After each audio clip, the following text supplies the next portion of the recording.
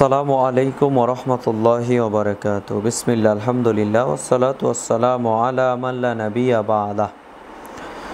আলহামদুলিল্লাহ, আজকে আমি আপনাদের সামনে শিয়া সম্প্রদায় সম্পর্কে আমাদের আকীদা কী হবে এ ব্যাপারে সংক্ষিপ্ত একটু আলোচনা করার চেষ্টা করব ইনশাল্লাহ। সূচনাতে বলে নেই, শিয়া সম্প্রদায় সবাই কাফের, সবাই আবার মুসলিম, দুটোই ভুল কথা।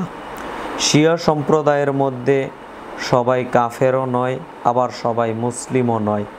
তবে ম্যাক্সিমাম বেশিরভাগ শিয়াদের আকীদা এত জঘন্য আকীদা, এত নোংরা আকীদা, যাদের বেশিরভাগ শিয়ারাই হচ্ছে অমুসলিমদের অন্তর্ভুক্ত। তারা নিজেরা যদিও দাবি করে যে আমরা মুসলিম, কিন্তু দাবি করলেও কোনো লাভ হবে না। তারা প্রকৃতপক্ষে অমুসলিম, তারা প্রকৃতপক্ষে কোরআন হাদিসের মানদণ্ডে অমুসলিম। তারা যতই বলুক যে আমরা মুসলিম, কিন্তু তারা মুসলিম থাকতে পারবে না। যে সমস্ত শিয়ারা এই সমস্ত ধারণাগুলো পোষণ করে থাকেন, শিয়াদের মধ্যে কিছু কিছু শিয়ারা এই সমস্ত ধারণা পোষণ করে থাকেন। তার কয়েকটা ধারণা আপনাদের সামনে আমি শেয়ার করছি। যে সমস্ত শিয়া সম্প্রদায়ের এই সমস্ত ধারণা পোষণ করেন, তারা কিভাবে মুসলিম হয় আপনিই বলেন? তারা কখনো মুসলিম হতে পারে না। দেখেন, কিছু কিছু শিয়া সম্প্রদায়ের আকীদা বিশ্বাস হচ্ছে জিব্রাইল আলাইহিস সালাম ভুল করে ওহী নিয়ে মুহাম্মদ সাল্লাল্লাহু আলাইহি সাল্লামের নিকট চলে এসেছেন। অর্থাৎ শিয়া সম্প্রদায়ের আকীদা বিশ্বাস হচ্ছে যে জিব্রাইল আলাইহিস সালাম ওহী নিয়ে আসার কথা ছিল আলী রাদিয়াল্লাহু তাআলা আনহুর নিকটে। তো জিব্রাইল আলাইহিস সালাম ভুল করে মুহাম্মদ সাল্লাল্লাহু আলাইহি সাল্লামের নিকট ওহী নিয়ে আসলেন। নাউজুবিল্লাহ।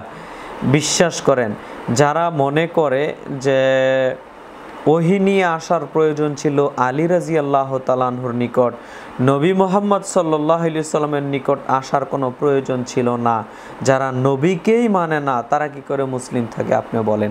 অতএব তারা নিঃসন্দেহে কাফের। যারা শিয়া সম্প্রদায় তারা নিঃসন্দেহে কাফের। আর কাদিয়ানীরা তো স্পষ্টভাবেই কাফের, তারা নবীকেই মানে না।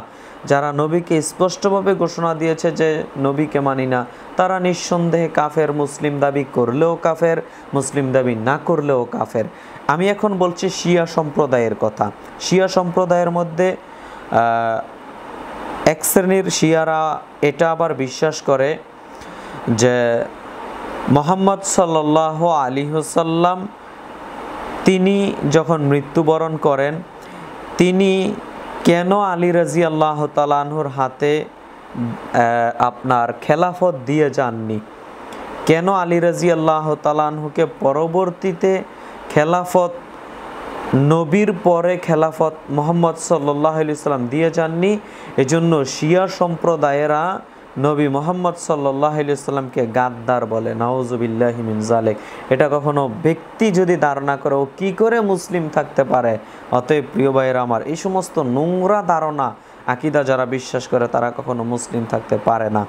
এরপরে কিছু কিছু শিয়া সম্প্রদায়রা বিশ্বাস করে যে আবু বকর রাদিয়াল্লাহু তাআলা আনহু, ওমর রাদিয়াল্লাহু তাআলা আনহু, ওসমান রাদিয়াল্লাহু তাআলা আনহু, আম্মা জান আয়েশা রাদিয়াল্লাহু তাআলা আনহা, এই সমস্ত সাহাবায়ে কেরাম তারা হচ্ছে কাফের। তা আপনি বলেন, যারা আবু বকরকে কাফের বলে, ওমর রাদিয়াল্লাহু তাআলা আনহুকে কাফের বলে, ওসমান রাদিয়াল্লাহু তাআলা আনহুকে কাফের বলে, আম্মা জান আয়েশা রাদিয়াল্লাহু তাআলা আনহাকে কাফের বলে, রাসূলের স্ত্রী, তো তারা কি করে মুসলিম থাকতে পারে বলেন? নিঃসন্দেহে তারা কাফের। সম্মানিত দ্বীনি মুসলিম ভাই বোন, এরপরে দেখেন, এরপরে আরও শিয়া সম্প্রদায়েরা কিছু ভুল করে। তাদের আকীদায় মারাত্মক কিছু ভুল রয়েছে যে জিব্রাইল আলাইহিস সালাম আসলে পার্থক্য করতে পারেননি। তিনি যখন ওহী নিয়ে আসতে পেরেছিলেন, তিনি আসলে জিব্রাইল আলাইহিস সালাম ভুল করে চলে গেছেন মুহাম্মদ সাল্লাল্লাহু আলাইহি সাল্লামের নিকট।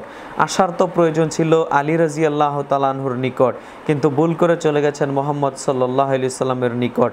এই আকীদা যারা বিশ্বাস করে তারা কখনো মুসলিম থাকতে পারে না। অতএব সম্মানিত দ্বীনি মুসলিম ভাই বোন, আমি বলতে যাচ্ছিলাম, যারা মনে করে যে জিব্রাইল আলাইহিস সালামও ভুল করেছেন, তিনি ধরতে পারেননি চেহারায় মিল ছিল, এজন্য ধরতে পারেননি। এগুলো সম্পূর্ণ বাতিল কথা, বানোয়াট কথা, তাদের মন গড়া কথা। অতএব তারা কাফের হওয়ার জন্য এতটুকুই যথেষ্ট। এরপরে শিয়া সম্প্রদায়ের আরও কিছু জঘন্য আগিতা আছে, বিশ্বাস আছে। যেমন তারা তাদের যারা ইমাম, তারা নবীদের চেয়ে বেশি সম্মানী মনে করে। তাদের যারা ইমাম, তারা নবীদের চেয়ে বেশি পাওয়ারফুল, র্যাঙ্কওয়ালা, তাদেরকে বেশি মনে করে। অতএব বিশ্বাস করেন, যারা নবীদের চেয়ে বেশি পাওয়ারফুল মনে করে তাদের ইমামকে, তারা কি করে মুসলিম থাকতে পারে আপনি বলেন? অতএব তারা নিঃসন্দেহে কাফের। এই আকীদাই আপনাকে আমাকে বিশ্বাস করতে হবে। এবং মনে রাখবেন, শিয়া সম্প্রদায়েরা আজানে বিকৃতি ঘটিয়েছে, কালিমায় বিকৃতি ঘটিয়েছে। কিভাবে? আমরা যখন আজানে বলি আশহাদু আন্না মুহাম্মাদান আবদুহু ওয়া রাসূলুহু, আশহাদু আন্না মুহাম্মাদার রাসূলুল্লাহ, আমরা যখন এটা বলি আশহাদু আন্না মুহাম্মাদার রাসূলুল্লাহ, তো শিয়া সম্প্রদায়ের কিছু কিছু মানুষেরা তারা এইভাবে আজান দেয় যে আশহাদু আন্না আলী রাসূলুল্লাহ। তাহলে বলেন, এইভাবে যারা সাক্ষী দেয়, আজান দেয়, তারা কিভাবে মুসলিম থাকতে পারে? কালিমায় বিকৃতি একইভাবে ঘটিয়েছে। আমরা বলি আশহাদু আল্লা ইলাহা ইল্লাল্লাহ ওয়া আন্না মুহাম্মাদুর রাসূলুল্লাহ, আমরা এইভাবে স্বীকৃতি দেই। তো শিয়া সম্প্রদায়েরা স্বীকৃতি দেয় আশহাদু আল্লা ইলাহা ইল্লাল্লাহ ওয়া আন্না আলী রাসূলুল্লাহ, নাউযুবিল্লাহ। তো বিশ্বাস করেন, যারা এই সমস্ত আকীদা বিশ্বাস করে তারা কখনো মুসলিম হতে পারে না। এরপরে 10 মুহররমে হাই হোসেন হাই হোসেন করে নিজের শরীরে একবারে দাগ কাটে, শরীর আপনার ক্ষত বিক্ষত করে, শরীরকে একেবারে ক্ষত বিক্ষত করে। এই সমস্ত মানুষ কি করে মুসলিম থাকতে পারে? যারা নিজেদের প্রতি জুলুম করে। সম্মানিত দ্বীনি মুসলিম ভাই বোন, আর অনেক নোংরা নোংরা আকীদা কিছু কিছু শিয়া সম্প্রদায়রা বিশ্বাস করে। যারা এই সমস্ত নোংরা আকীদা বিশ্বাস করে তারা কখনো মুসলিম থাকতে পারে না। আমরা আল্লাহকে বলি, আল্লাহ তুমি বড় দয়াবান, তুমি বড় রহমান, তুমি আমাদেরকে শিয়া সম্প্রদায়ের এই জঘন্য আকীদা থেকে তুমি আল্লাহ আমাদের হেফাজত করো, আল্লাহুম্মা আমিন। আমরা যেন তাদের থেকে, এই নোংরা আকীদা থেকে বেরিয়ে আসতে পারি, তাদের সাথে মিলামেশা থেকে বেরিয়ে আসতে পারি। আল্লাহ তুমি আমাদের হেফাজত করো, আল্লাহুম্মা আমিন। সম্মানিত দ্বীনি মুসলিম ভাই বোন, আল্লাহ সুবহানাহু ওয়া তাআলার নিকট সবসময় দোয়া করবেন আমরা যে সিরাতে মুস্তাকিমের পথে থাকতে পারি।